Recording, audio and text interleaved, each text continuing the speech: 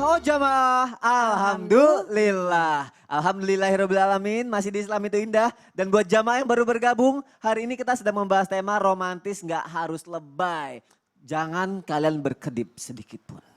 Karena ada sosok laki-laki idaman yang akan saya perlihatkan sama jamaah yang ada di rumah. Langsung saja kita lihat tayangannya, silakan. Ayo kita langsung ke dapur yuk, kita ambil ya.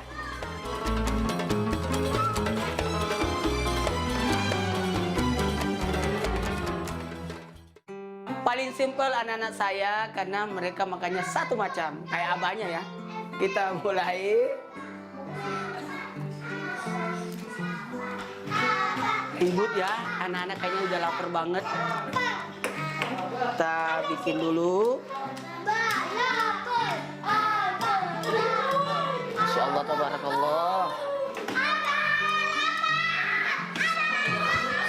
Memalukan. Ini gara-gara waktu di apartemen sebelum kesini masih masak sendiri. Kita lihat. Ambil garamnya dulu ya. Bismillahirrahmanirrahim.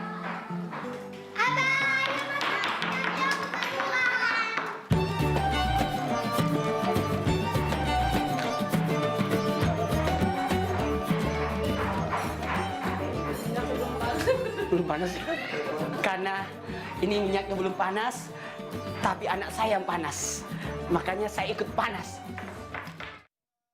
Masya Allah, boleh tepuk tangan dong guru-guru untuk Ustadz Maulana. Ya Allah Ustadz luar biasa sekali. Tapi kalau ini aku gak mau nanya sama Ustadz Maulana. Aku mau nanya sama Ustazah Lulung aja. Oke. Wow. Ustazah. Tapi nggak mau nanya dulu ya, apa? itu telurnya matang kan? Iya makanya aku mau nanya nih. Jadi benarkah romantis sebenarnya bisa menjadi seperti itu juga Ustazah Lulung? Oh jadi pertanyaan. Iya, aku mau tanya seperti itu. Oh gitu, baik. Silakan Ustazah Lulung. Jazakallah Kakak Sony. Mohon izin, Masya Allah. Kayaknya besok kita minta gorengin telur sama Pak Ustadz. Iya. Soalnya kan tangannya barokah. Iya. Pemirsa, Islam itu indah, jamaah oh jamaah, alhamdulillah. Jadi kalau kita ngomong romantis, benar romantis tidak hanya untuk istri atau pasangan kita. Romantis juga bisa ke suami, ke istri, ke anak, bahkan ke orang tua kita, ya kan? Jadi romantis adalah tidak hanya dengan kata-kata. Walaupun memang kata-kata juga penting ya kan. Masa iya kita ngomong yang buruk-buruk. Karena Allah telah berfirman dalam surat Al-Ahzab ya kan. Wa qulu qaulan sadida. Berkatalah dengan perkataan yang baik. Kalau dia ngomong yang baik-baik yuslih lakum amalakum. Allah perbaiki amalan kita. Mungkin kita perkataan kita kurang diperbaiki dalam tindakan. Ya enggak sih? Perkataan kita kurang romantis. Oh ternyata pelayanan yang romantis. Ini udah mau ngomong maka kagak romantis. Tindakan kagak. Apa coba? Ya kan? Nah ini di dalam hadis dan juga dalam beberapa riwayat ternyata Rasulullah sangat-sangat romantis dengan perbuatan. Maka dari itu kita ngelihatnya lagi kepada Rasulullah karena sebagai teladan kita. Bismillahirrahmanirrahim. Laqad kana lakum fi Rasulillahi uswatun hasanah. Sungguh telah ada dalam diri Rasulullah suri teladan yang baik. Bagaimana seorang nabi kita yang sebegitu kerennya ya memanggil dengan kalimat aja kepada Aisyah adalah Humaira. Ya Aisyah, ya Humaira kayak lagu, ya kan? Ya Aisyah, ya Humaira kan gitu ya. Nah juga dengan perbuatan, salah satunya apa? Ketika Rasulullah ya yang namanya mau naik ontak bareng dengan seorang istri yang sangat cantik bernama Sofia binti Huyai. Itu pahanya nih, pahanya menjadi apa namanya sih? Buat pijakan Sofia untuk naik onta. Oh, bayangin deh begini. Naik ke atas gitu. Naik lewat. Ini kan romantis lewat perbuatan. Bagaimana juga sebagai seorang nabi, seorang Rasulullah yang benar-benar ketika pulang ke rumah ternyata istrinya dalam keadaan tidur ngantuk. Dia kagak mau yang ngebangunin. Kan orang kalau tidur sepotong puyeng mas. Iya. Puyeng nggak? Puyeng. Makanya beliau tidak membangunkannya, maka beliau tidur di luar. Bahkan dalam satu riwayat juga kalau sepatunya robek atau baju robek dijahit sendiri itu romantis. Coba kalau orang lain ngelihat dengan mata yang namanya suuzon.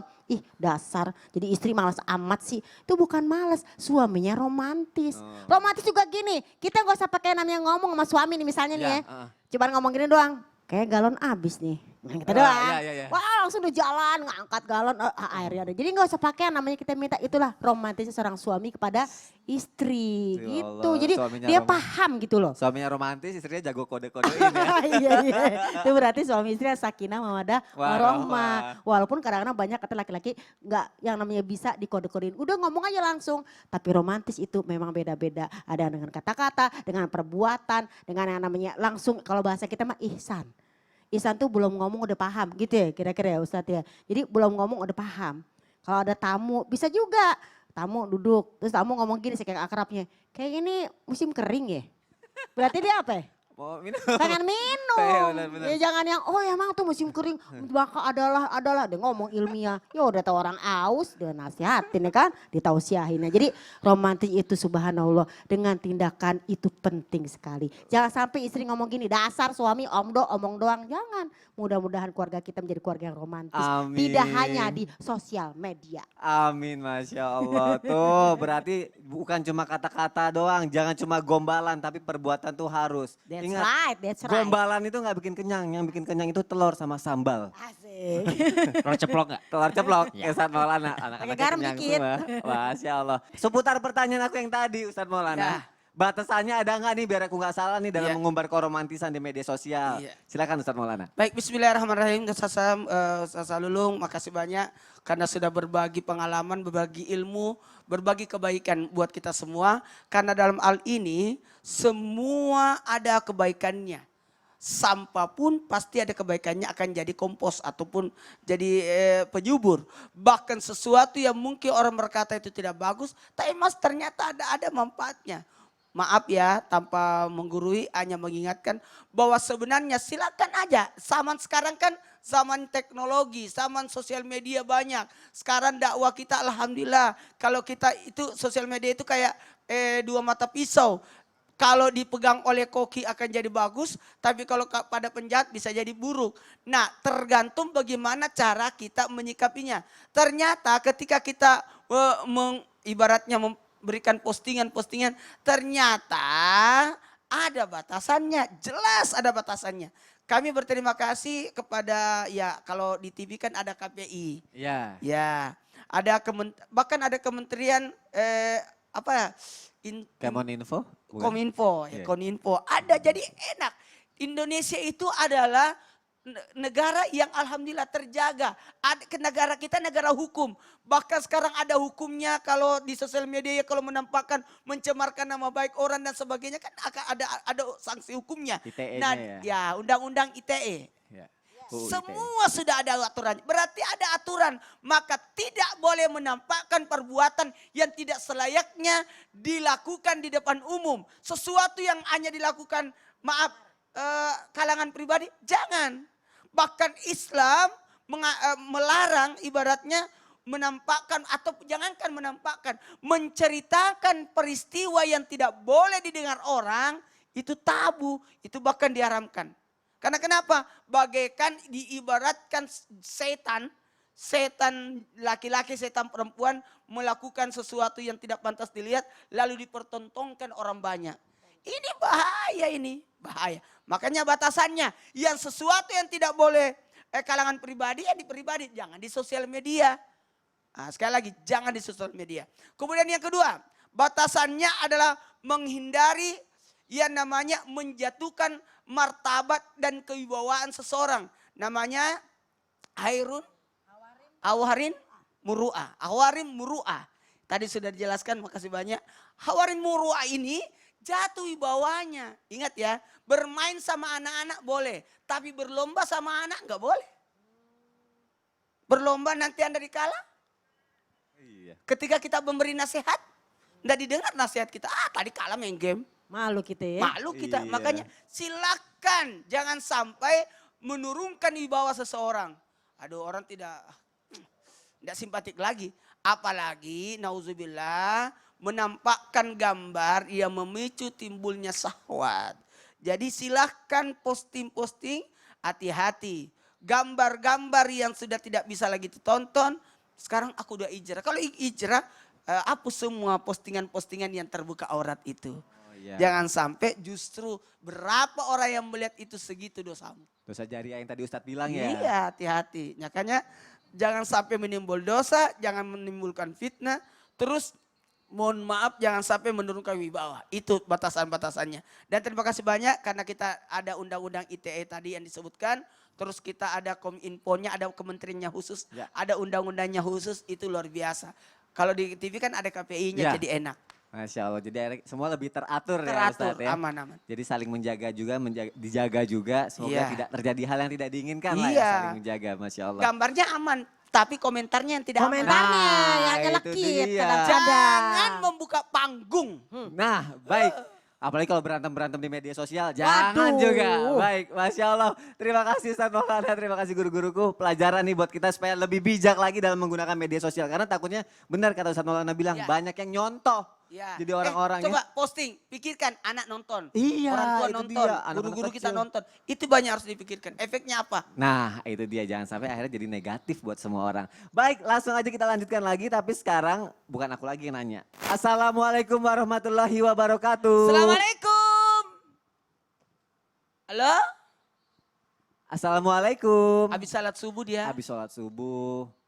Hai, assalamualaikum warahmatullahi wabarakatuh. Karena jaraknya jauh Ustadz, jadi ya begitu kalau misalnya online. Assalamualaikum. Ya, assalamualaikum. Waalaikumsalam. Ah, Ya, waalaikumsalam alhamdulillah. wabarakatuh. Udah tersambung ya. Masya Allah, silakan di sini udah ada guru-guru kita. Jadi kalau kita punya keluh kesah apa, insya Allah akan dicarikan solusinya. Langsung aja, silakan. Oke, saya mau bertanya ini Ustadz. Ya, Silahkan, silakan. silahkan. Saya mempunyai seorang kakak.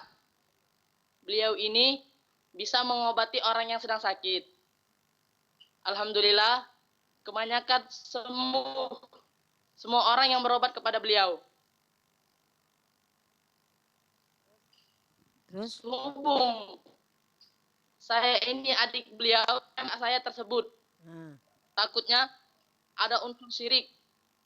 Dikarenakan kakak saya tersebut setiap mengobati orang selalu kemasukan dengan jin tersebut.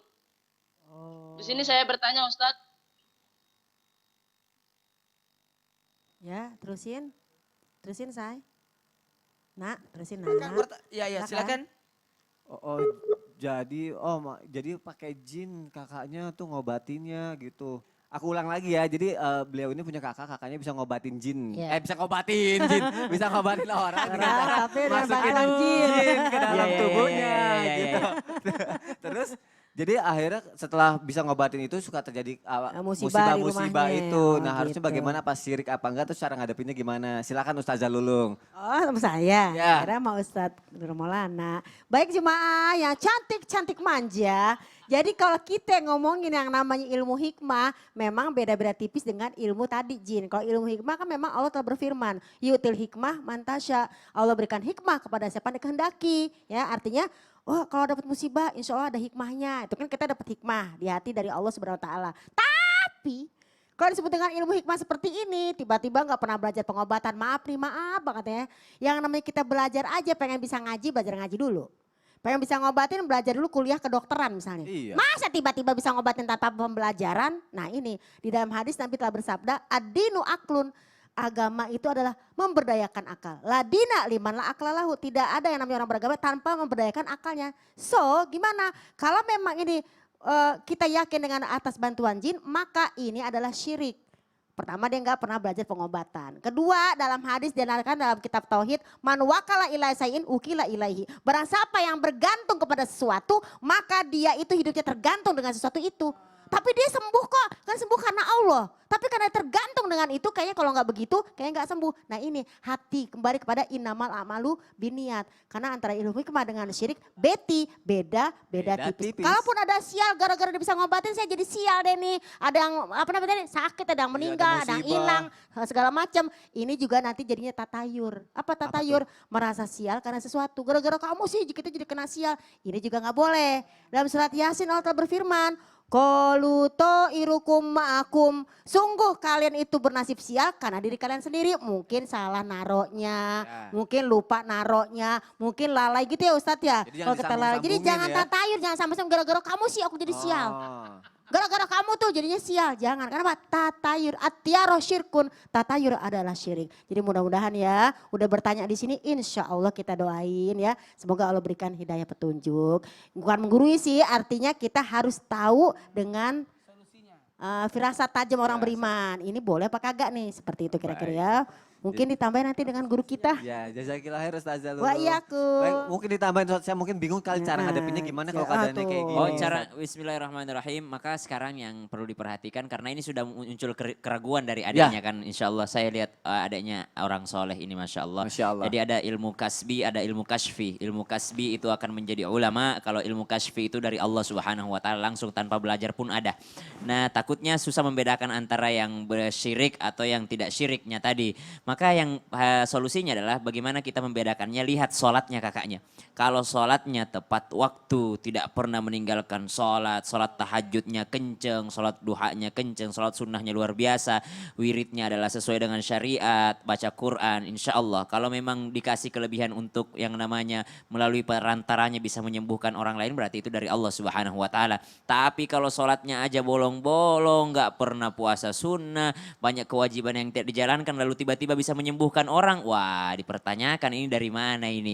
Nah kalau insya Allah orang yang dirahmati Allah nggak pakai jin pun insya Allah dengan doa-doanya itu bisa menyembuhkan orang. Banyak orang-orang soleh yang seperti itu. Dengan doa-doa mereka bisa yang namanya melalui dia perantara untuk menyembuhkan penyakit dari orang lain. Jadi dilihat saja nanti apakah dari sholatnya kakaknya ya. solehah atau kurang daripada standar solehah Solehnya. sesuai fikih atau syariah. Ya. Nah maka itu yang perlu dipertanyakan gitu. Baik, terima kasih Ustadz Syam. Bagaimana? Udah Gimana? cukup jelas Gimana? dengan jawabannya? Ya, boleh dipertanyakan lagi sebentar Ustaz. Boleh, boleh. Siap Ya, Apa, apa, silakan. Ini kakak saya tersebut ini ilmunya tidak dicari akan tetapi ilmu tersebut datang dari sebuah mimpi. Wah, datangnya Nah, dari itu yang mimpi kami itu tanyakan gimana? tadi. Itu yang kami yang sudah jelaskan bahwa kadangkala orang bingung ini dari Allah atau dari setan nih. Oh, Makanya iya. saya bilang standarisasinya adalah sholat Sholat 5 apa waktunya. enggak, iya. Standarisasinya adalah apakah dia menjalankan syariat dengan benar, akidahnya dengan benar. Coba gimana kakaknya? Ya, sholatnya Gimana gimana kalau sholatnya kakaknya? bagus? Sehari- Sholatnya gimana Hari-harinya. kakaknya? Ayo, sholatnya, ibadahnya. Pernah meninggalkan sholat, Oh, lalu syariat, alhamdulillah. Ya akan alhamdulillah. tetapi mengobatinya secara kemasukan itu. Oh, dengan cara Cara kemasukan ngobatinnya udah jadi jelas, dengan dia cara kayak kemasukan kesurupan. jin Itu dulu, dia. Iya, iya, iya. baru ngobatin. Yang meragukan itu nggak Ya, boleh. pokoknya kita dilarang untuk bekerja sama dengan jin, Jangan. apapun bentuknya. Oh iya. Ya, satu-satunya yang pernah kerja sama dengan jin hanya Nabi Sulaiman alaihissalam, itu pun karena bantuan Allah Subhanahu wa taala. Baik. Baik. Kalau gitu terima kasih sudah mau bertanya di sini. Semoga jawaban dari guru-guru kita bisa menjadi solusi juga, bisa jadi pegangan juga dan masalahnya bisa selesai juga. Ya, terima kasih Amin, banyak amin, ya amin sudah ya. mau curhat di Kasih sini. banyak ya. Insya Allah kalau Hati-hati. misalnya ada waktu lagi nanti kita akan curhat lagi sama-sama lagi. Kita bahas lagi lebih dalam lagi. Amin. Terima kasih. Assalamualaikum warahmatullahi wabarakatuh. Waalaikumsalam warahmatullahi wabarakatuh. Masya Allah sudah dimatikan. Baik, ini menarik sekali tema-tema kita hari ini. Selain ngebahas tema, tapi kita bisa bertatap muka sama jamaah yang ada jauh nan jauh di sana dengan media Betul, online betul. ini. Itulah kelebihan Islam itu indah. Masya Allah. Alhamdulillah. Baik, sedikit saya mau nanya sama Ustadz Syam. Ustadz, benar gak sih Ustadz? Ada bahaya yang mengintai ini ketika kita mengumbar keromantisan kita dengan pasangan kita di media sosial. Dan bahaya itu apa Ustadz? Nikmat yang tidak dipamer saja itu bahaya, apalagi nikmat yang dipamer. Waduh, serem banget dong kalau gitu. Oh iya. Aku butuh Mau tahu penjelasan bahayanya? dong, mau. Oh iyalah, nanti. Ya. Baik, nanti jamaah makanya jangan kemana-mana. Jangan sampai kelewatan, sayang banget ya, tetap di Islam itu indah. Jamaah, oh jamaah. Alhamdulillah.